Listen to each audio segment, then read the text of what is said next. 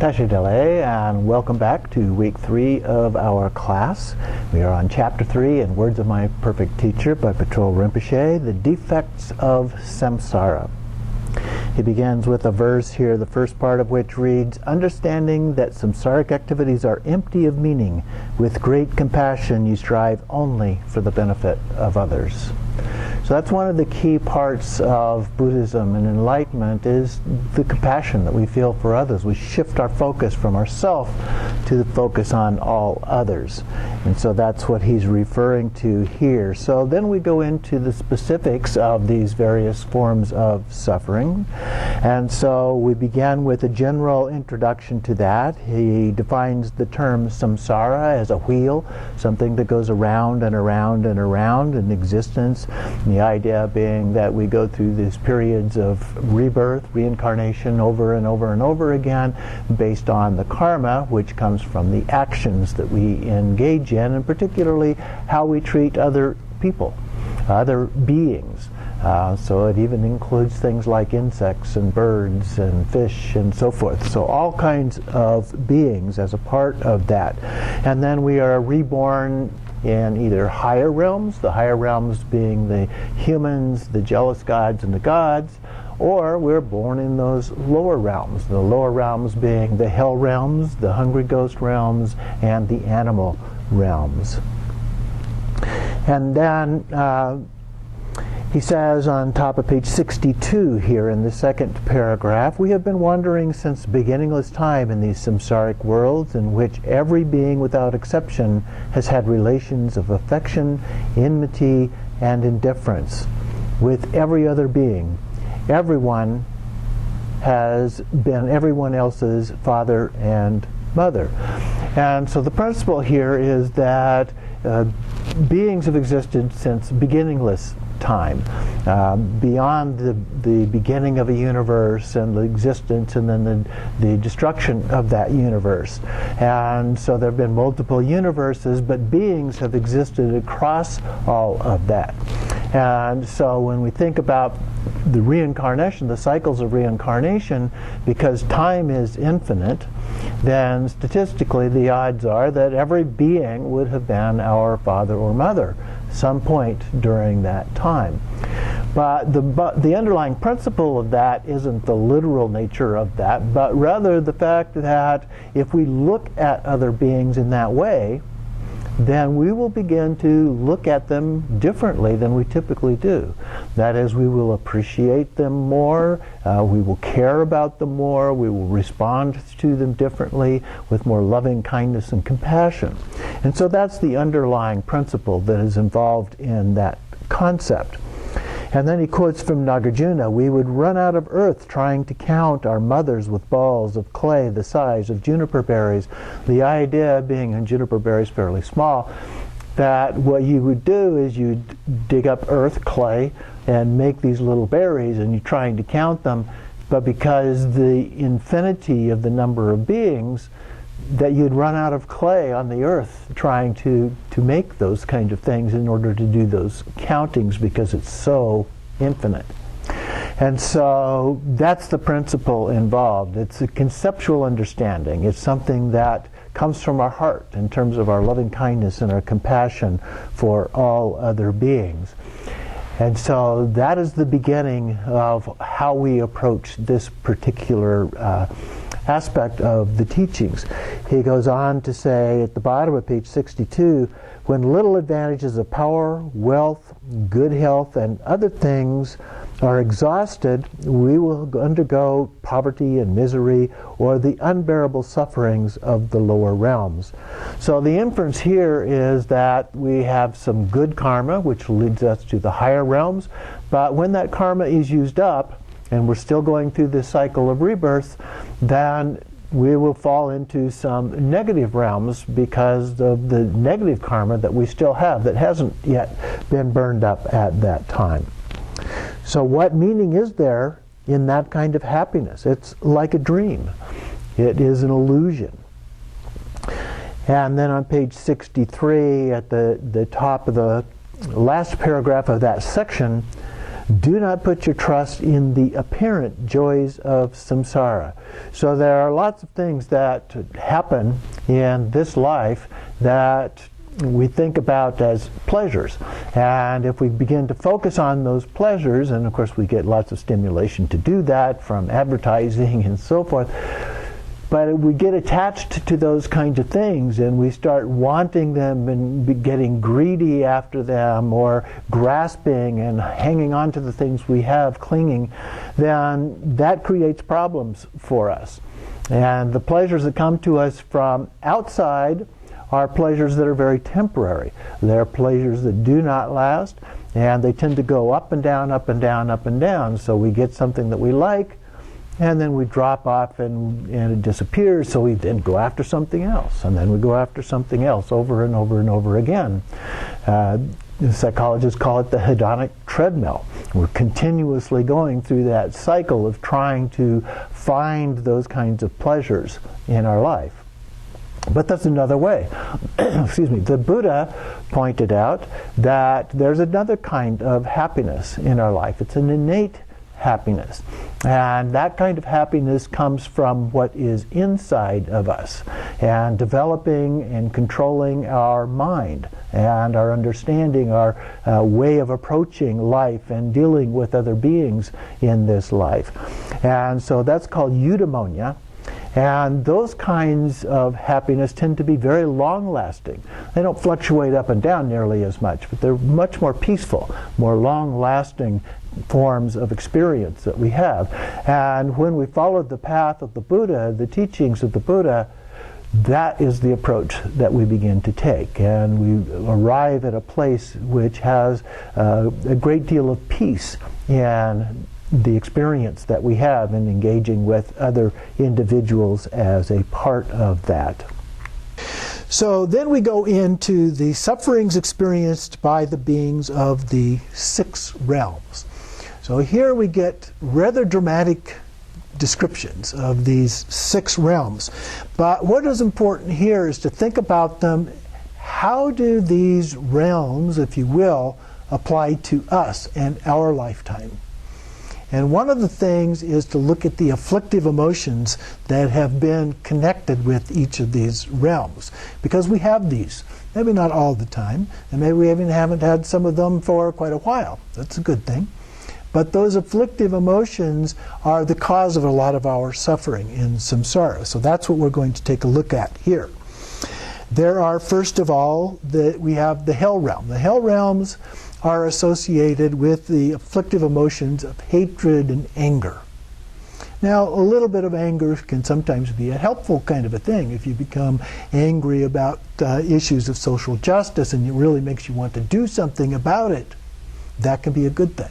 But when it gets really intense and you get to the point of hatred, then you've gone over the top and you're falling into this kind of an experience. There are also both hot hells and cold hells, and we'll look at how these different forms are related to our experiences. And so the first one are the hot hells. There are 8 hot hells. The first one's called the reviving hell. And here it's motivated by hatred. We tend to fight, and then everyone is slain, and then someone shouts out, "Revive," and they all come back. So that's the reviving aspect of this reviving hell. And then they do it all over again. Okay? They're continually fighting and dying, and then come back and fight and die, and this is said to last for 500 years. The second one is the black line hell. So they lay the bodies out, all the bodies in the hell realm out, and then they draw these black crisscross lines on the bodies, and then they take these hot saws and they saw them, cut them up with these burning saws. And this is said to go on for a period of 1,000 years. And the third one is the rounding up and crushing hell. So in this case, they're thrown into vast mortars of iron, the size of whole valleys. And the henchmen have huge hammers of hot metal and the size of Mount Meru, and they pound the victims with those. Very vicious kind of an experience.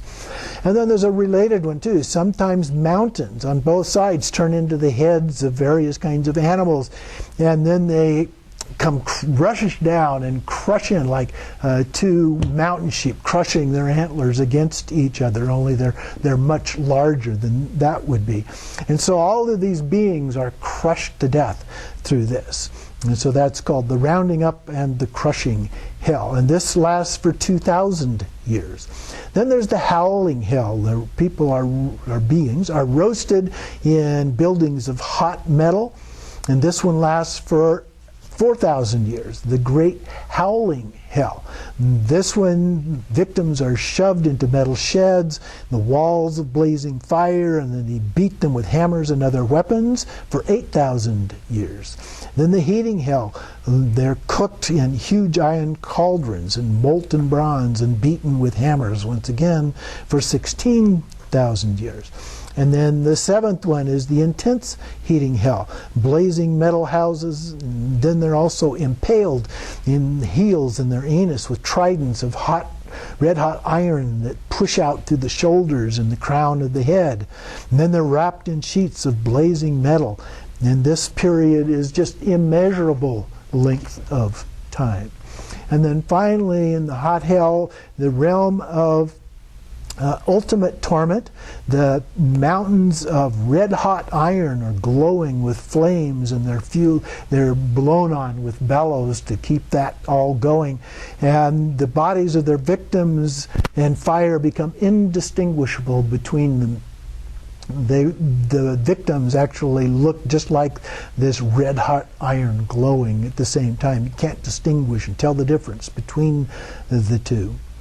And so these are all metaphors for the hot hell. And when I think about the hot hell, I think about how some people, when they become angry and develop intense hatred, they experience it in a very hot way. They get angry, they yell and scream or hit or throw things and so forth. That's a hot hell. That's a hot hell kind of an experience. Okay? The descriptions that are given in here are a little bit intense, maybe melodramatic, you might say, if you like opera and the melodrama of that. But this is the kind of experience that we really can have in our daily lives. At least some people have these kinds of experiences. Then it goes on to talk about the neighboring hells. So there are other hells that surround these. And so the first are in the four cardinal directions. There's a ditch of flaming embers, a marsh of rotting corpses, a plain of bristling weapons, and a forest of trees with razor-edged leaves. And then around those, in the intermediate directions between each of those, is a hill of iron shalmali trees. And these trees have very sharp leaves. And so this is for monks and nuns who've broken their vows of chastity, or other people who've engaged in sexual misconduct.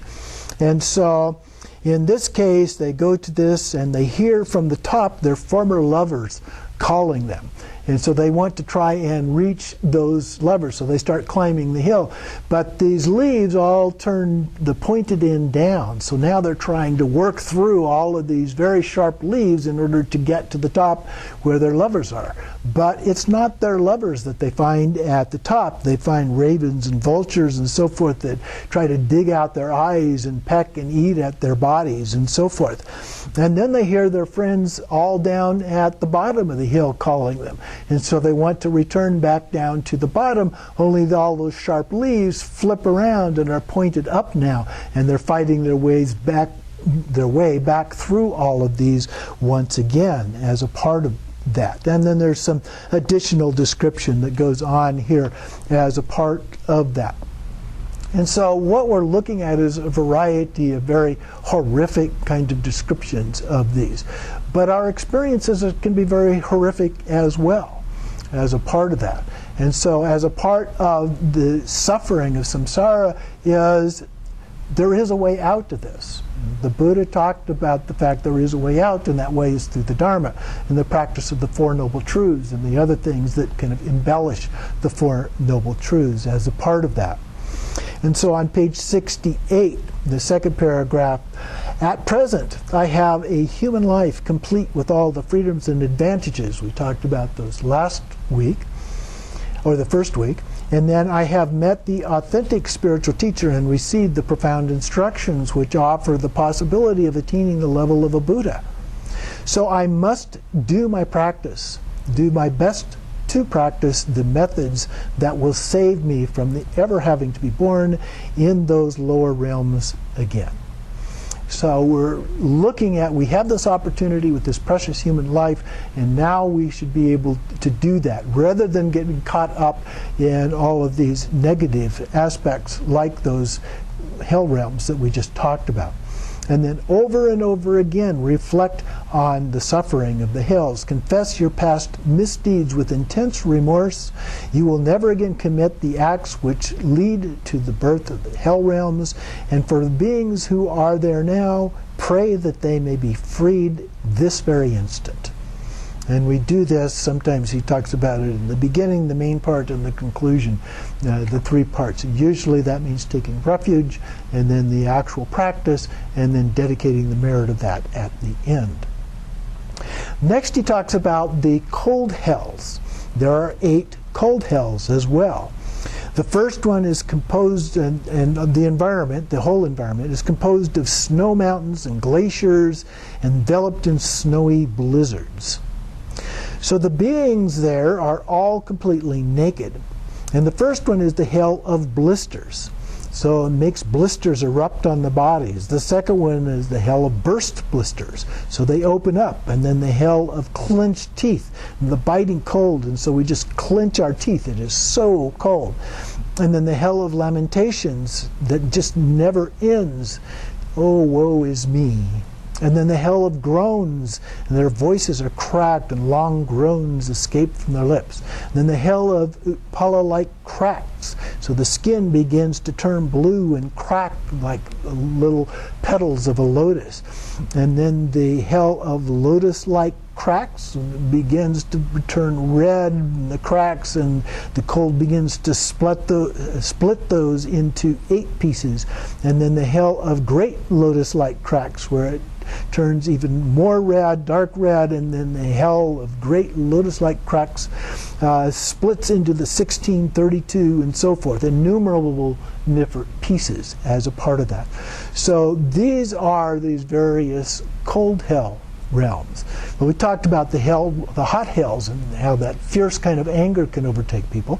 Well, some people, or sometimes people that are very angry, react in different kinds of ways.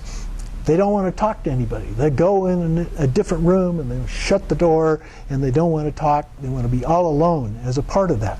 So that's like a cold hell kind of an experience. You just want to be away from it, not have to deal with it in any kind of a way.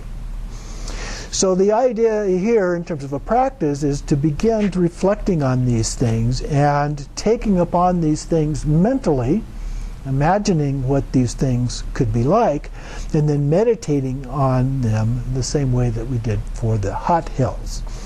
There's another group of hell realms, the ephemeral hells.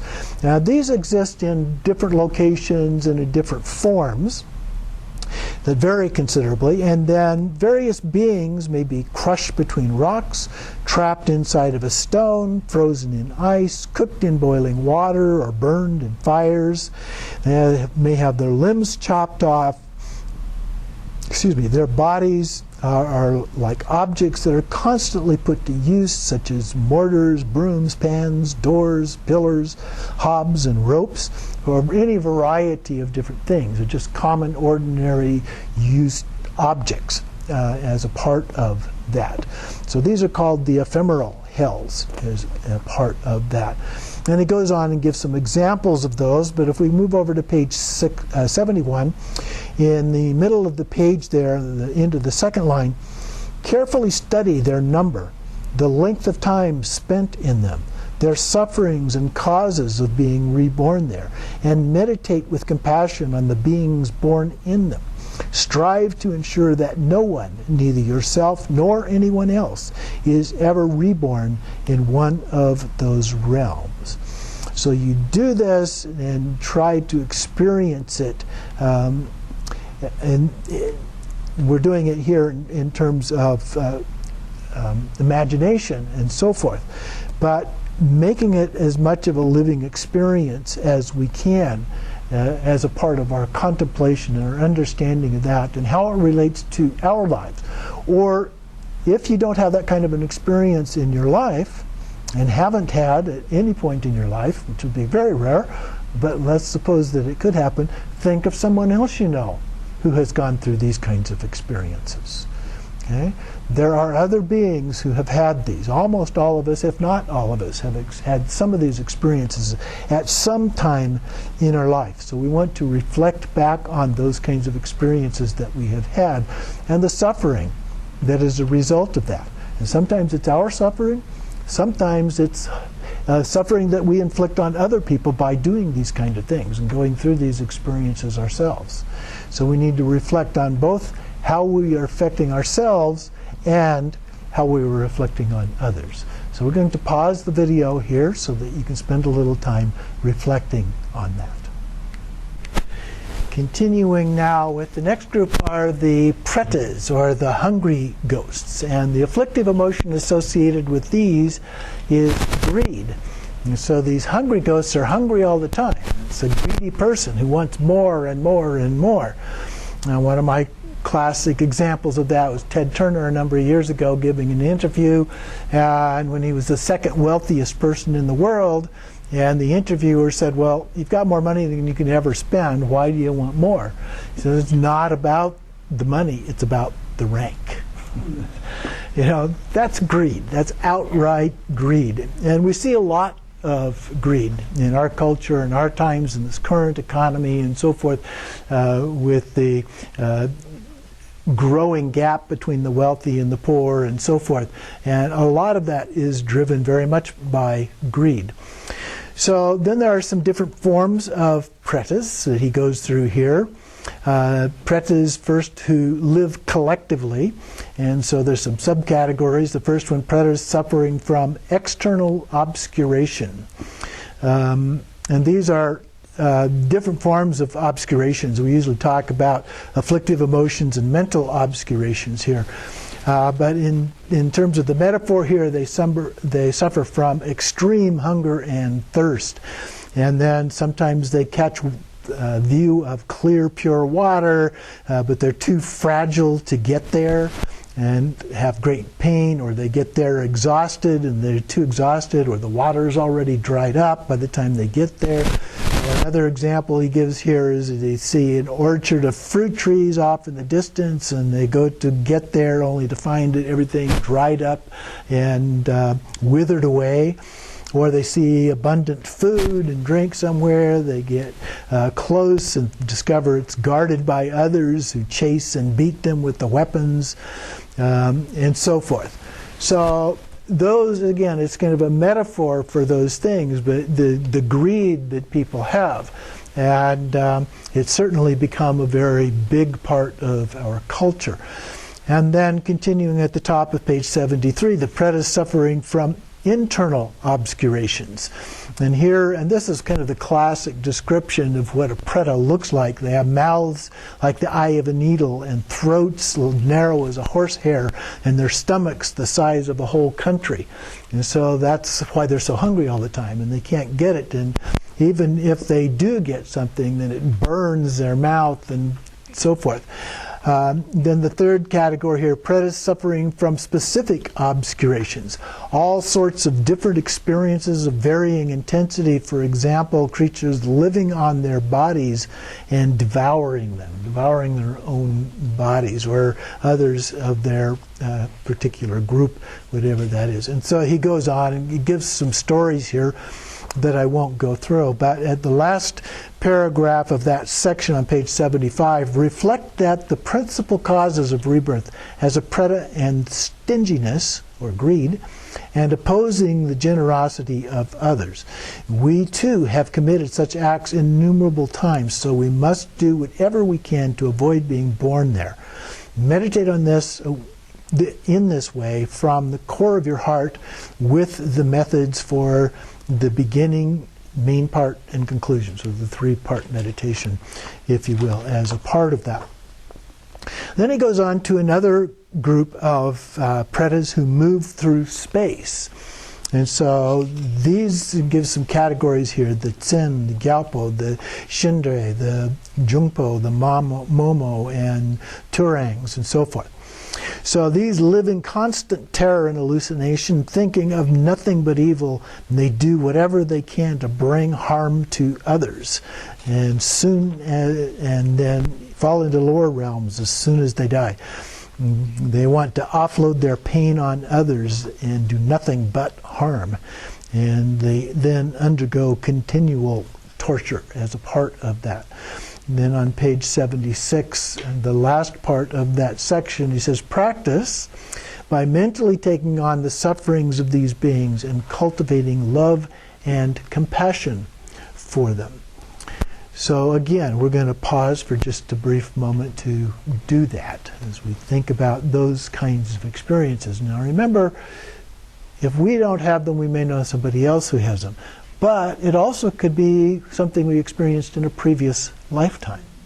Okay? So we'll pause the video. Let's continue on then with the animal realms, and it's associated with ignorance, but we're not talking about our fundamental ignorance in this case. We're talking about the ignorance of harm that we do to others. And so the example that's sometimes used is one animal eating another animal, killing an animal and then eating it.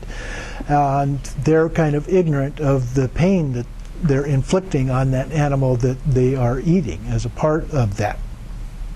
So these are categorized here in some different groups. First we have animals living in the depths. Sometimes texts talk about animals on, in, or above the earth or underwater as categories.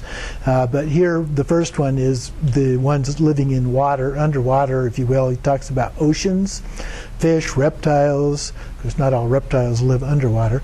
Turtles, shellfish, worms, and other creatures, and so forth. Big and small. The bigger ones swallow up the smaller ones. The smaller ones burrow into the big ones. The big animals have the tiny ones living inside them and eating their flesh. And then stupid and ignorant, they have no comprehension of what to do and what not to do. So that just ignorant state of what's going on. And then those scattered in different places. And so he goes through basically two categories here, the wild animals and domesticated animals. So in the second paragraph, wild animals that share our human world live in constant fear because of being prey for each other or hunters, other kinds of threats. Hawks kill small birds eat insects, and so on continually. So there's killing and being killed that's going on all the time. In terms of domestic animals, then, on page 77 in the third paragraph there,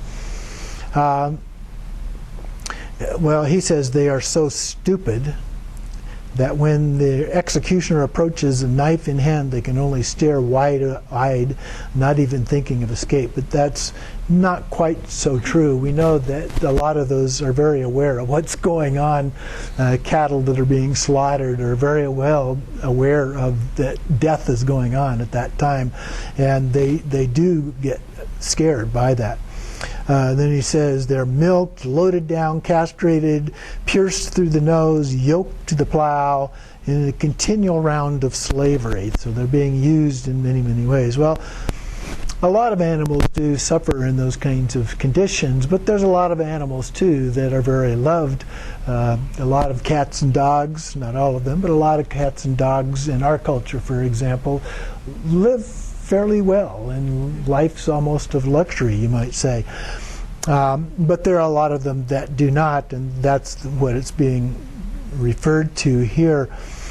So then in the paragraph a little below the middle there, it begins with animals then. A couple more lines down. Meditate with fierce compassion upon all those reborn as animals. Animals of your own. Treat them with loving kindness. Animals, all animals, down to the smallest insect, have feelings of pleasure and pain. We don't actually know that, but that's okay. It's just, the way that it's articulated. All have been our fathers and mothers, develop love and compassion toward them. So again, think of them at least as if they have been our father and mother, whether we think that we believe in that literally or not. But as long as we act as if that was true, then we're going to treat them with respect. We're going to have some love and compassion for them. And that's the basic idea of what we are doing. Then down at the bottom of the page, the last two lines, so we should apply ourselves with great sincerity to regretting our wrong actions in the past, confessing them and vowing to avoid them from now on. And then think with great compassion and dedicate the effects of all the positive actions you have accumulated throughout the 3 times and pray that they may be liberated. And then down about 4 lines from the bottom of that paragraph, having cultivated bodhicitta, pray to your teacher and the deities, asking for their help and support, and then dedicate the merit, which we obviously do with that. So let's just take a few minutes to contemplate that. The next one is the human realm. And here, different afflictive emotions are sometimes given here. Desire, or in the form of strong desire, is one of the things, or sometimes lust, sometimes grasping and clinging are things, grasping at things we don't have, clinging to things we do have. So here he talks about 3 types of suffering. Now, usually in the things that I've learned, talk about the 3 sufferings in a slightly different way than the way that he does here. And so the traditional way that I learned was the suffering of suffering, which would be things like physical pain, mental anguish. The suffering of change, which is similar to what he talks about here, not getting what we want, getting what we don't want, other kinds of things changing that creates problems. And then the all-pervasive form of suffering, which is a general sense of things could be better than they are.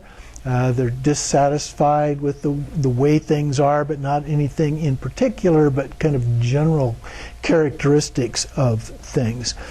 So he talks about these, but in a slightly different way in this model here. So he first talks about the 3 fundamental types of suffering. The first one, suffering of change, and this one's one that is fairly similar. So happiness suddenly changes into suffering. Violent spasms we have because of parasites in our stomach. An enemy plunders our wealth. Fire burns down our home. We're stricken by sickness. We receive some terrible news, or those kind of things. Those are all things, are changes in our life in one way or another that create some kind of suffering. The second one on page 79 here, the suffering upon suffering. So this one is a little bit different because most sources talk about suffering of suffering, which is that physical pain, mental anxiety kind of thing. But here, suffering upon suffering is referring to one suffering starts and then another one starts before that one even ends. And then another one builds on top of that. So suffering upon suffering, it just keeps building up higher and higher. And then the third one, the suffering of everything composite, is the same as the all-pervasive suffering.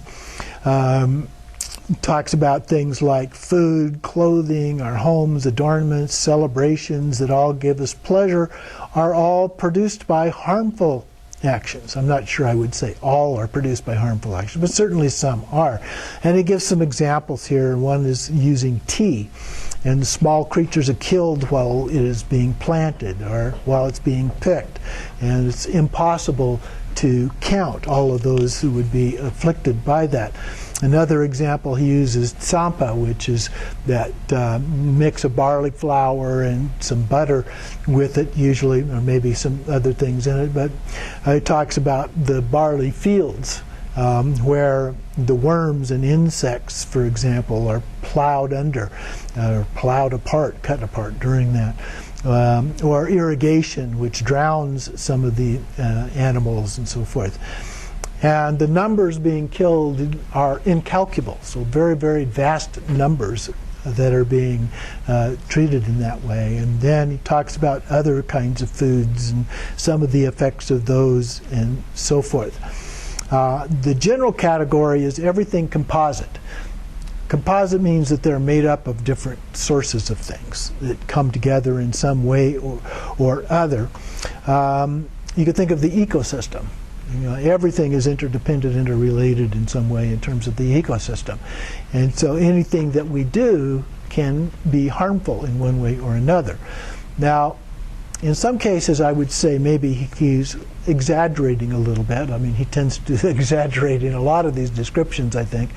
But there's an element of truth to this, that we're not paying attention to those facts. So we may be vegetarian because we don't eat meat or chickens or maybe fish, but we eat other things, okay, that are also causing death. We eat plants, the examples that he gave there, of all of the insects that are being killed as a part of that. And even if we eat organic food, a lot of times they buy ladybugs to set free in order to eat the other bugs that they don't want, and so forth. And so there's a lot more to it than what we see just on the surface.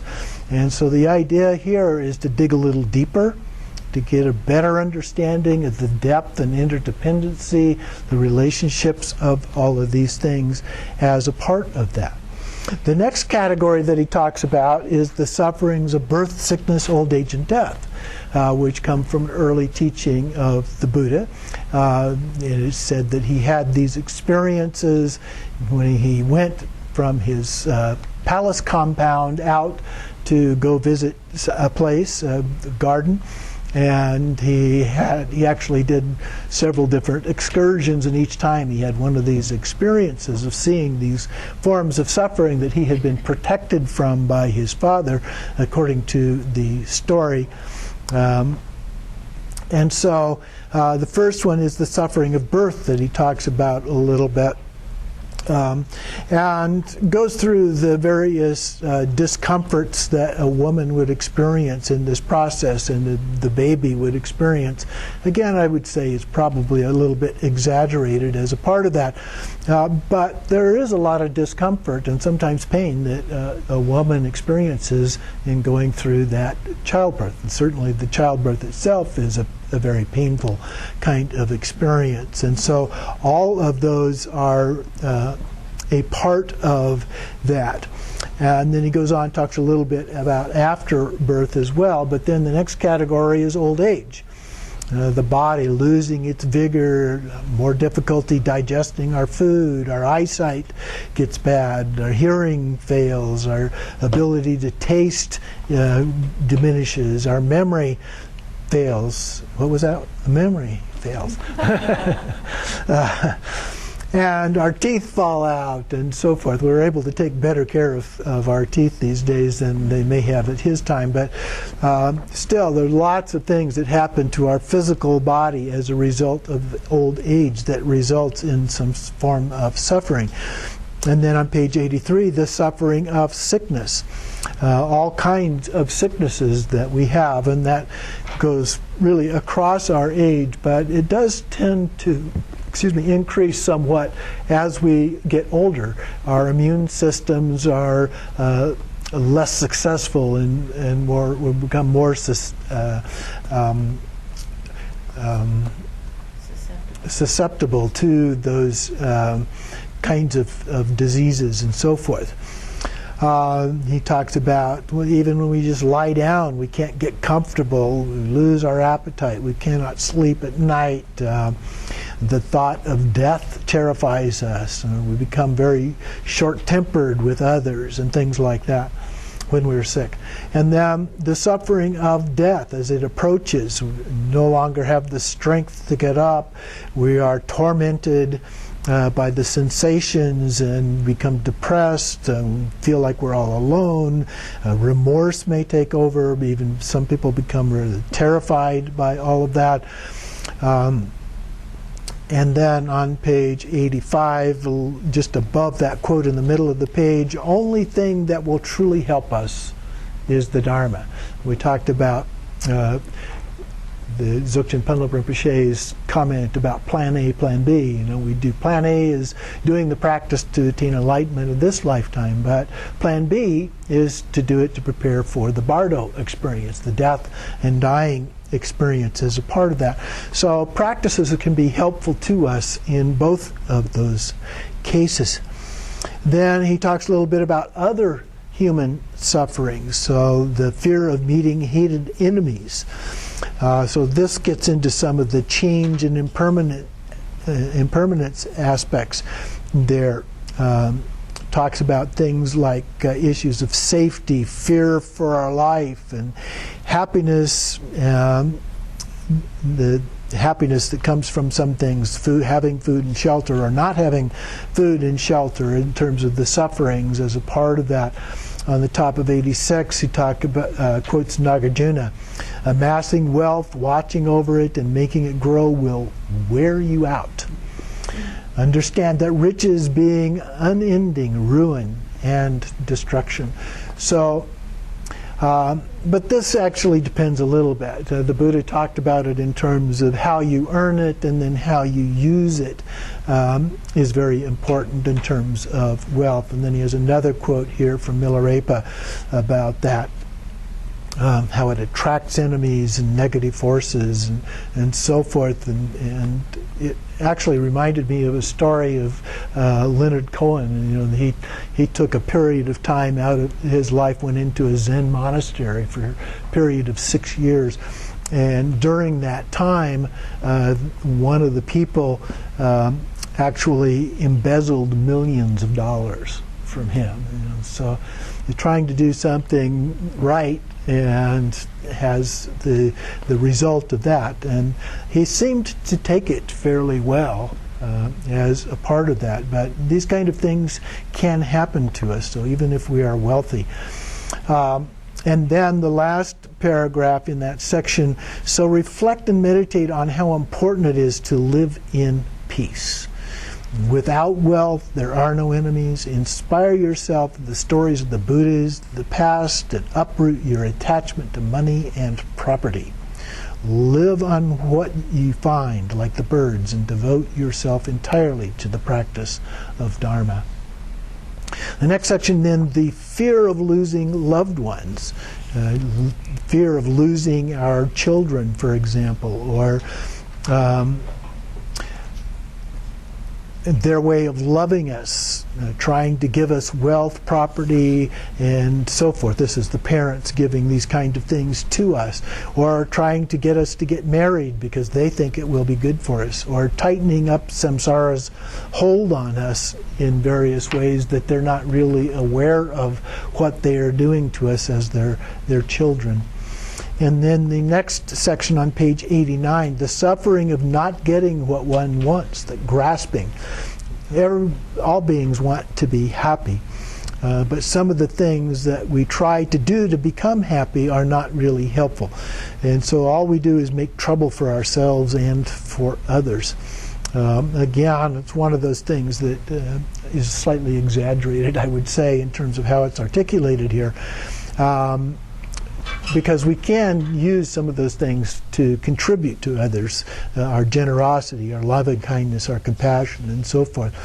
A few more lines down in the second paragraph of that section talks about the energy devoted to worldly aims, and devoting that energy to the Dharma instead, then we would already be Buddhists by now. So that is one of the things that I think is helpful to contemplate, to think about, is how are we wasting time that we could be using in the Dharma? And one that comes to my mind regularly is social media.